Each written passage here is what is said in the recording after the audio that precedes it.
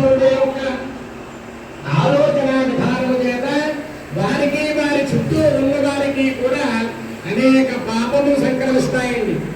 నామం విన్నవారికి పుణ్యం ఎలా వస్తుందో తప్పు పని చేసేవారికి కూడా ఉన్నవారికి పాపం కూడా అలాగే వస్తుంది. కలియుగంలో సిద్ధి పొందడం చాలా సులభం.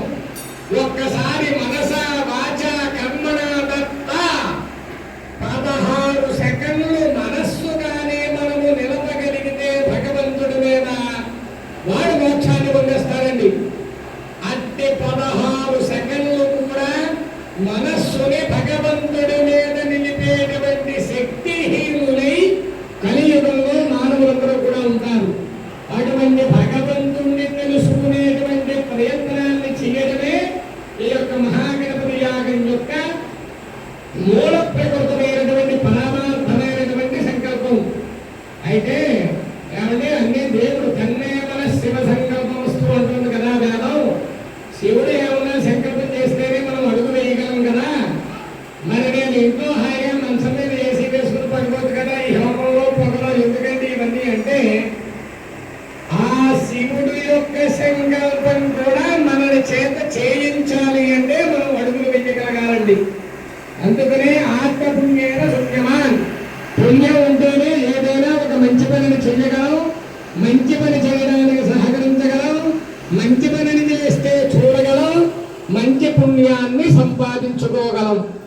అటువంటి మహత్తరమైనటువంటి పవిత్రమైనటువంటి యొక్క నవరాత్రి మహోత్సవములో పవిత్రమైనటువంటి యొక్క దత్తఛాయ ఆశ్రమంలో మహత్తరమైనటువంటి పండితుల యొక్క సమక్షంలో ఈ మహాగణపతి యొక్క యాగాన్ని నిర్వహించడం అంతా కూడా దత్తదేవ ప్రభువు యొక్క అనుగ్రహం, స్వామి యొక్క ప్రేరణ, మన శ్రీపతి గారి యొక్క కార్యాచరణ. వీటన్నిటికీ మూలం ఏమిటయ్యా అంటే వారికి ఎటువంటి స్వార్థమైన కోరికలు లేవండి. లోకా సమస్తా సుఖినో భవంతు. అయ్యా నేను దత్తదేవ ప్రభువు యొక్క సేవలో తరించి నా దగ్గర ఉన్న వారందరూ కూడా సుఖముగా ఉండి నేను ఏ మంచి పని చెయ్యాలని సంకల్పం చేసిన భగవంతుడి అనుగ్రహముతో అన్ని కార్యక్రమములు దిగ్విజయముగా జరగాలి తప్పితే ఈ చేసేటువంటి హోమంలో కానీ పూజలో కానీ నా స్వార్థమైనటువంటి కోరిక ఏమీ కూడా లేదు అని చెప్పి మొదటి రోజున సంకల్పానికి ముందుగా వారు తెలియజేయడం జరిగిందండి. అటువంటి ఊరకరాలు మహాత్ములు మా జెండ రథములు కారణములు వచ్చుటకు మంగళములకు నీవు వచ్చుట మాకు శుభము నిజము మహాత్మ అన్నట్లుగా ఎంతో కష్టతరమైనటువంటి మహత్తరమైనటువంటి యజ్ఞాన్ని శ్రీపతి గారు ఆచరించి దాని వల్ల వచ్చేటువంటి పుణ్యాన్ని ఈ పంచదేవ మహత్, ఈ యొక్క జిల్లా, ఈ రాష్ట్రం, ఈ దేశానికి 4 భాగములు కూడా చేసి పుణ్యాన్నంతరినీ కూడా పంచిపెట్టి నేను చేసేటువంటి మంచి పనికి ఎటువంటి విఘ్నములు లేకుండా దిగ్విజయముగా పూర్తి జరిగేలా చూడండి అని వారు మొదటిసారి చెప్పారండి మొట్టమొదటి రోజు సంకల్పంలో. కనుక మనందరము కూడా మంచి మనస్సుతోని, బ్రాహ్మణులే అవ్వక్కలేదండి, మంచి మనస్సుతో ఎవరు కోరుకున్నా కూడా ఆ పని శీఘ్రంగా నెరవేరుస్తుంది. హలో శక్తి గృహే గృహే. కలియుగంలో ధర్మం ఆచరించేటువంటి ప్రతి వాడు కూడా మహర్షితో సమానం. అటువంటి మహర్షి స్థాయిలో ఉన్నటువంటి శ్రీపతి గారి యొక్క సమక్షంలో ఈ మహత్తరమైనటువంటి యజ్ఞాన్నంతటినీ కూడా జరపడం, మా యొక్క సత్యనారాయణ శర్మ భార్య గారి ద్వారా మేము రావడం, ఈ 10 రోజులు వారి కుటుంబ సభ్యులు, వారి తమ్ముడు, అన్నయ్యో, తమ్ముడు, కొడుకు, బావో అయితే ఎలాగైతే చూస్తారో అంత ప్రేమగా, అన్నిటికంటే గొప్పది ప్రేమండి. దాన్ని కొనుక్కోలేము, మార్కెట్లో దొరకని వస్తువుని. డబ్బుతో దేన్నైనా సంపాదించగలం, రెండింటిని సంపాదించలేమండి. మాతృ ప్రేమని, ధైర్యాన్ని, రెండింటినీ కూడా ఎవరో కొనలేరు. ధైర్యం అనేది మీ అందరినీ మీకు చెప్పుకోవాలి, ప్రేమ అనేది చూస్తే కలగాలి, అది కూడా ఒకటి చెప్తే రాదండి ప్రేమ అనేది. అటువంటి శ్రీపతి గారు చక్కగా మమ్మల్ని వారి కుటుంబ సభ్యుల వలె ఈ 10 రోజులు కూడా మాకు ఎటువంటి ఇబ్బందులు కూడా లేకుండా చక్కటి రూములు ఇచ్చి, చక్కటి ఆతిథ్యాన్ని ఇచ్చి, మాకు మళ్ళీ రేపు బయలుదేరి వెళ్ళాలంటే మాకు ఇబ్బందిగానే ఉందండి. అయితే ఏదో ఈ యొక్క శరీరం లంపడంలో పడి ఉన్నాం కనుక అనేక బాధ్యతలన్నీ నిర్వహిస్తూ ఉంటాం. అయితే వారు మహత్తరమైనటువంటి సంకల్పం చేశారు. వారి సంకల్పాలన్నీ కూడా దత్తదేవ ప్రభువు కూడా ఉండి ఎటువంటి విఘ్నములు లేకుండా దిగ్విజయముగా పూర్తి చేయాలని ఆయన చేసేటువంటి ప్రతి పనిలోనూ కూడా దత్తదేవ ప్రభువు కూడా ఉండి కల్పించాలని, ఎటువంటి విఘ్నములు ఉన్నా కూడా గణపతి అనుగ్రహంతో సమస్త విఘ్నములన్నీ కూడా తొలగిపోయి ఆయన చేసేటువంటి ప్రతి పనిని కూడా దిగ్విజయముగా పూర్తి చేయాలని, వారి ద్వారా ఇక్కడ అనేక మహత్తరమైనటువంటి ధర్మ కార్యములన్నీ కూడా జరగాలి అని చెప్పి ఆ యొక్క స్వామి రూపంలో బ్రాహ్మణోత్తములందరూ కూడా చక్కగా ఇప్పుడు ఆశీర్వచనం చేస్తారండి. ఆశీర్వచనం బ్రాహ్మణ రూపంలోనే సిద్ధిస్తుంది, భగవంతుడి యొక్క అనుగ్రహం. అందుకనే బ్రాహ్మణికి దండం పెడతాం, తాంబూలం ఇస్తాం, చక్కగా భోజనం పెడతాం. బ్రాహ్మణికి కావలసింది ఏమిటయ్యా అంటే భోజనం అండి. బ్రాహ్మణో భోజన ప్రియ అంటే లౌకికమది, అందరికీ తెలుస్తుంది. భోజన ప్రియ అంటే భోజనం అంటే లంచ్ అనుకుంటాం. లంచ్ కాదు, భోజన ప్రియ. భోజన అంటే అనేక జనుల యొక్క మంచిని కోరుకునేవాడు బ్రాహ్మణుడు అని సంస్కృతార్థం. భోజనం అంటే మనకి వాడుకోవడంలో భోజనం అంటే అన్నం అనుకుంటాం. అన్నం కాదు, అన్నం ప్రియ కాదు బ్రాహ్మణుడు అంటే. ఒక అర్థం ఏమిటయ్యా అంటే బ్రాహ్మణుడు ఏమిటంటే కడుపు పొద్దునే ఏదో కాఫీ ఇస్తారు, తీసుకుని ఇంటి దగ్గర కూర్చోబెట్టారు, అనేక మంత్రాలు చదువుతున్నాం. ఆకలి వేదనండి కడుపుకి, మాది శరీరమే కదా. బ్రాహ్మణికి చాలు అనిపించింది ఏమిటి? పొట్టకే అన్నమే. అటువంటి మహత్తరమైనటువంటి అన్నదాన కార్యక్రమం కూడా నిర్విఘ్నంగా స్వామి చేస్తూ ఉన్నారు కనుక ఒక పనిని కాదండి, ఏ పని చేసినా ప్రతి దాంట్లోనూ కూడా దత్తుణ్ణి చూడటము అనేదే జ్ఞానము. మనము మోక్షాన్ని భగవంతుణ్ణి సంపాదించుకోవాలి అంటే ప్రధానము ధర్మము. భగవంతుడు మనతోడు ఉండి జరిపిస్తున్నాను అనేటువంటి ఎరుక జ్ఞానము కలిగిన చేసినటువంటి పని శీఘ్రంగా సిద్ధిస్తుంది అని జ్ఞాపనా కర్మాన్ని కుర్వీత. శీఘ్రంగా సిద్ధించాలి అంటే ఇదంతా కూడా నేను చేస్తున్నాను, ఏదో వాడుకుని అంటాం. మనం ఎవరం చేయడానికి ఈ గణపతి రేపు జరిగిపోతే రేపు మధ్యాహ్నం 10-11 గంటల మధ్యలో ఈ పౌర్ణాహుతి గణపతి స్వామి వారిని ఊరేగింపుగా తీసుకెళ్ళి నదీ నిమజ్జనం చేస్తారు.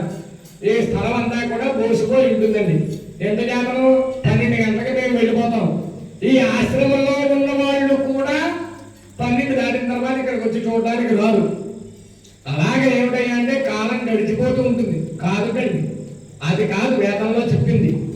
చేసిన పనిని మళ్ళీ చేయడానికి సంకల్పం చేసి మహత్తరమైనటువంటి యజ్ఞాలు ఇక్కడ చేయడానికి వారు మనస్సంకల్పాన్ని చెప్పారు.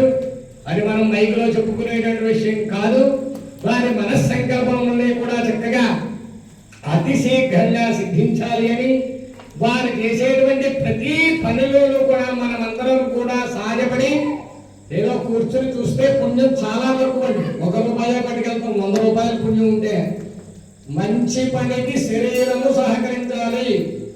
అడుగు వేస్తేనే శరీరంలో ఉండేటువంటి పాపములన్నీ కూడా పోతాయి. అస్థి మానవుడికి పాపకర్మలు ఎక్కడ వస్తున్నాయి అంటే మనస్సు, కన్ను, దృష్టి, ఇవి 3 కూడా పాపాన్ని సంపాదించబడతాయి. అందుకనే అవి 3 కూడా తొలగాలి అంటే గుడి చుట్టూ ప్రదక్షిణ, ఇటువంటి మహత్తర కార్యక్రమాలు చేసేటువంటి యజ్ఞాలు జరిగే వారికి సహాయం చేయడం, కన్ను యజ్ఞాన్ని చూడడం, చూపు చేతే సమస్త పాపాలు వస్తాయండి. ఒకే కంటితో తల్లిని చూస్తాం, చెల్లిని చూస్తాం, భార్యని చూస్తాం. మన ఆలోచన విధానంలో తేడా. తల్లిని చూస్తే ఒక భావన, చెల్లిని చూస్తే ఒక భావన, బసి భార్యని చూస్తే ఒక భావన. ఇదంతా క్రియేట్ చేసేది ఏమిటి అంటే మనస్సు. ఆ మనస్సును భగవంతుడి మీద నిలబెట్టడం కోసమే ఈ ఉపవాసాలు. అంటే శరీరం నిలబడి ఉండాలి కనుక రోజు మీరు ఎలాగైతే ఇంట్లో చపాతీ, పూరి, ఉప్మా, పెసరట్టు తినేస్తారు, రోజు 2 కూరలు 2 పప్పులు దోసాకాయ చేసి తినేస్తే ఈ శరీరం హోమం దగ్గర కూర్చుంటే సహకరించదు, నిద్ర వస్తుంది. ఆ నిద్ర రాకుండా హోమం చేసేటువంటి శక్తిని ఇవ్వడం కోసం ఉపాహారము అన్నారు.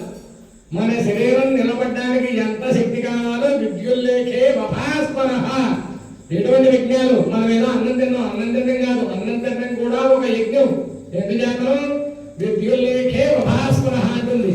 కొత్త ధాన్యం వరి మొన శివుడిని ఎంతైతే ఉంటారో అంత అనుస్వరూపంలో ప్రతి వారి హృదయంలోనూ కూడా నాభినిచ్చి జానపైకి సరిగ్గా విద్యుస్థానంలో అగ్ని రూపంలో మనలోనే పరమాత్మ ఉన్నాడు. మరి వారికి కూడా వెయ్యాలిగా, లోపల ఒకటి మన శరీరం నిలబడాలిగా. శరీరం ఉంటేనే కదా ఏ ధర్మాన్నైనా ఏ మంచి కార్యక్రమాన్నైనా మనం చేయగలం. కనుక మన శరీరాన్ని కూడా పోషించుకోవడం అవసరం. అయితే మన శరీరం నిలబడడానికి ఎంత కావాలో అంత తగిన ఆహారాన్ని తీసుకుని భగవంతుడికి పూజ చేయడం ఏం దోషం లేదండి.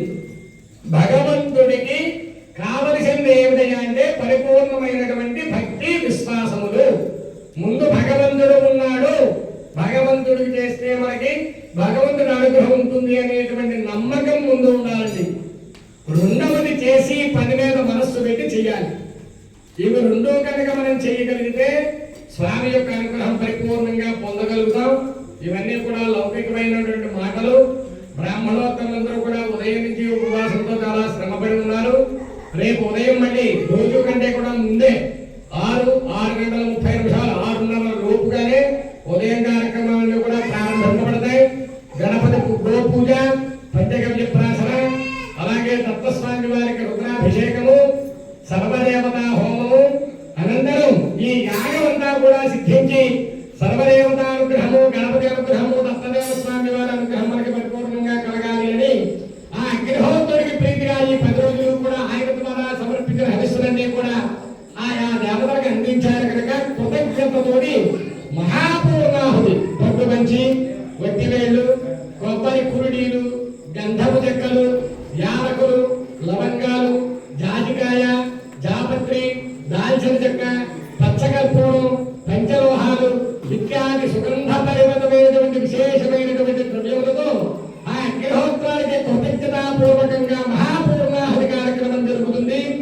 ఈ 10 రోజులు యజ్ఞము ఒక భాగం అయితే రేపు జరిగేటువంటి మహాపూర్ణాహుతి హోమం ఇంకొక భాగం అండి. చాలా విశేషమైనటువంటి ప్రక్రియ కనుక అవకాశం ఉన్న భక్తులందరూ కూడా మహాపూర్ణాహుతిలో పాల్గొని ఆ జరిగేటువంటి హోమాన్ని చూసి ఆ యజ్ఞ పురుషుడు దత్తదేవ ప్రభువు గణపతి యొక్క అనుగ్రహాన్ని పరిపూర్ణంగా పొంది శ్రీపతి గారు ఆచరించేటువంటి ప్రతి కార్యక్రమంలోనూ కూడా గ్రామత్వేన మేమేదో కబుర్లు చెప్పి అయ్యా శ్రీపతి గారు మంచి కార్యక్రమం చేస్తున్నారు, మీరు ఆయన ఊళ్ళో ఉండి ఆయన చేసే ప్రతి పనికి మీరు అందరూ కూడా సహకరించండి అని చెప్పడం మా వంతు చెప్పడం మాత్రమే. ఏదో పూజ ఉందని కాకేస్తారు, వస్తాం పూజ చేస్తాం వెళ్ళిపోతాం. చాలా దూరం పిఠాపురం నుంచి వచ్చాం బ్రాహ్మణులు కూడాను. అయితే ఎంత మహత్తరమైనటువంటి అవకాశాన్ని ఇచ్చినటువంటి శ్రీపతి గారు ఎటువంటి గొప్ప కార్యక్రమములు సంకల్పం చేసినా కూడా గ్రామత్వేన ఉన్నటువంటి చక్కని భక్తులందరూ కూడా వారు చేసేటువంటి పనిలో సహాయ సహకారాలు అందించి స్వామి ఆయనకే అవసరం, ఎవరున్నా అయిపోతుందండి, ఎవరు లేకపోతే ఆగదు. అందరూ వచ్చి చేసేస్తే గొప్పగా జరగదు. భగవంతుడు ఎప్పుడు ఎవరి చేత ఎలా చేయించుకోవాలో అన్నీ ఆయనకి తెలుసండి. మనము కూడా మంచి పనిలో భాగస్వామ్యం వహించి తద్వారా వచ్చేటువంటి పుణ్యాన్ని పొందడమే మానవుడి యొక్క కర్తవ్యం. ఒకరు ఉంటే అయిపోతుంది గొప్పగా, ఒకరు లేకపోతే ఆగిపోదు పూజ. అదంతా కూడా ఈశ్వరుడు ఆయన ఎలా చేయించుకోవాలో అలా చేయించుకుంటారు. కనుక మనకి పుణ్యం. ఈ గాలి పీల్చాం కదా, శ్రీపతి గారు కాకపోతే ఇంకొక ఎవరైనా వచ్చి పంచి కట్టుకుని కూర్చొని అంతసేపు హోమం చేయగలరా? అంతసేపు పూజ చేయగలరా? అంత అన్నదానం చేయగలరా? దత్తాత్రేయుడు గుడి కట్టగలమా? నామ సంకీర్తన నిర్విఘ్నంగా జరిగే ఏర్పాటు చేయగలమా? మనకి మనం అలా ప్రశ్న వేసుకోవాలి. శ్రీపతి గారు ఎక్కడి నుంచి వచ్చారు, బిల్డింగ్లు కట్టారు, వ్యాపారం. ఏం వ్యాపారం? నువ్వు చేయి, నువ్వు కూడా పక్కన బిల్డింగ్ కట్టుకో, వ్యాపారం చేయి ముద్దన్నాడు శ్రీపతి గారు. ఆయన మనస్సులో ఎటువంటి దుర్బుద్ధి లేకుండా కేవలం భగవంతుడు సేవ అనేటువంటి భావంతో చక్కటి కార్యక్రమములు చేస్తున్నారు. కనుక ఆ కార్యక్రమానికి మీ వంతుగా చెయ్యగలిగితే సాయం చేయండి.